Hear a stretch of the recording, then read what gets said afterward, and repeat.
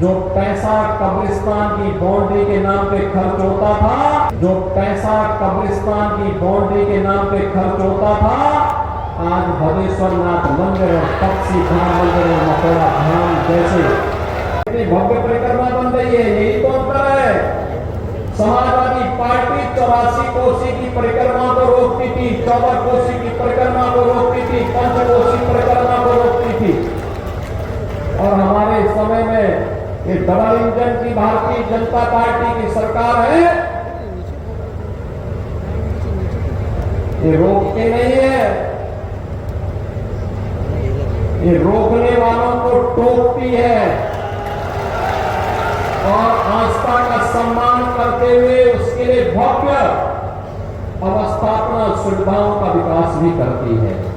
और इसीलिए तो 84 कोसी परिक्रमा का मार्ग भव्य रूप से श्रद्धालुओं की सुविधा के लिए भी और अयोध्या धाम के रिंग रोड के रूप में भी वह काम करेगा। इस रूप में उसका विकास किया जा रहा है। कोई सोचता था भदेश्वर नाथ मंदिर में लाखों श्रद्धालु सावन के महीने में आकर के सरयू मैया से जल ला करके जलाभिषेक करते हैं। कभी भदेश्वर नाथ धाम का पुनरुद्धार हो, सुंदरीकरण का कार्य हो, कोई सोचता नहीं। तपसी धाम उपेक्षित पड़ा हुआ था। आज ऐसे उत्तर प्रदेश के अंदर लगभग 1500 मंदिरों का पुनरुद्धार का काम संपन्न हो गया है। बहनों भाइयों, प्रदेश वही, लोग वही, सरकार के चेहरे बदले हैं, परिणाम आने लग गया। पहले जो पैसा कब्रिस्तान की बाउंड्री के नाम पे खर्च होता था, आज भदेश्वर नाथ मंदिर और तपसी धाम मंदिर और मथुरा धाम जैसे पवित्र स्थलों के पुनरुद्धार पे खर्च हो रहा है। पहले कब्रिस्तान के नाम पे जो कब्जा होता था, गरीब को सताया जाता था, उजाड़ा जाता था, जिसको वक्फ बोर्ड बोल देता था कि ये कब्रिस्तान है, ये वक्फ की लैंड है।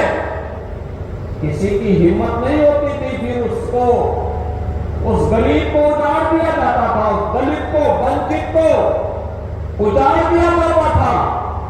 और उजाड़ने का काम कौन करता था? यही सपाई लोग करते थे। ये सपा, बसपा, कांग्रेस, इनका यही ठेका था, यही करते थे।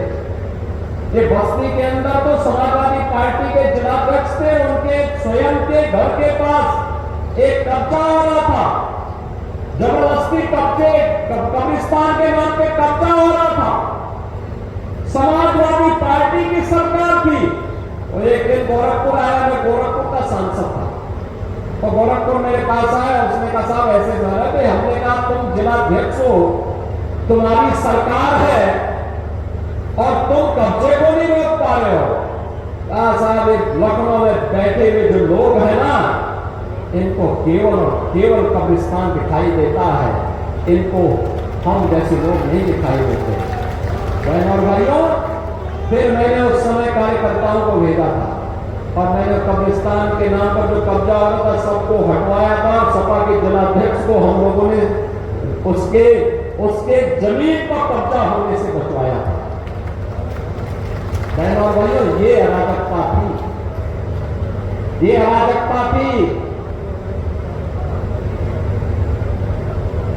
ये लोग सुशासन की बात करेंगे, ये लोग आस्था की बात करेंगे,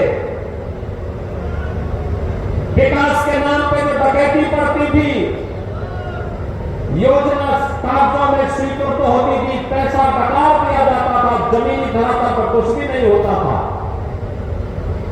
हमने तो आपको बताया है ना कि आज में हम जितनी परियोजनाओं को लेके आए और जिनका लोकार्पण हो रहा, उनका शिलान्यास हो रहा, उसकी भी पूरी सूची है। 84 कोसी परिक्रमा के बारे में बता रहे हैं।